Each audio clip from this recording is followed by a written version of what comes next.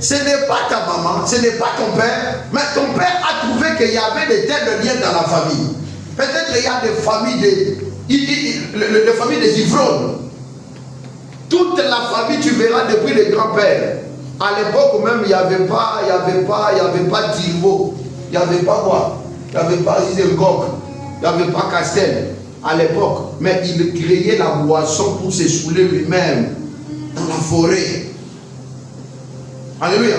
Et quand tu sors d'une famille comme ça, tu vois que tu n'as pas envie d'abandonner l'alcool. Je veux dire que c'est quelque chose que tu as hérité à travers le sang. Amen. Amen. Tu veux abandonner. Tu sais que quand tu prends l'alcool, d'abord tu gaspilles l'argent. Et de deux, tu fais le cercle vicieux. Tu ne sais pas économiser. Et souvent tu pêches quand tu prends l'alcool. Maintenant tu veux abandonner ça, tu n'arrives plus. Bon. Un cas pareil, qui peut t'aider? C'est Dieu, non? Il y a des familles, en réalité, les gens ne se marient pas.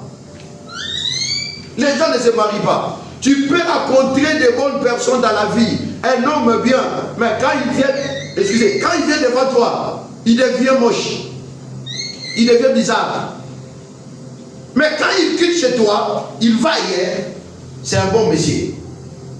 Mais quand il retourne chez toi, en réalité, il devient mauvais. Pourquoi? Parce qu'il y a des lois établies dans votre famille que non, toi tu ne peux pas te marier. Alléluia. Il y a des prisons comme j'ai envoyé sur YouTube. Si vous consultez notre page YouTube qui s'adresse YouTube de Mission Jésus appelle, vous verrez que j'ai essayé de parler ça le jeudi. Il y a des prisons familiales. Alléluia. Des prisons familiales, là c'est quoi?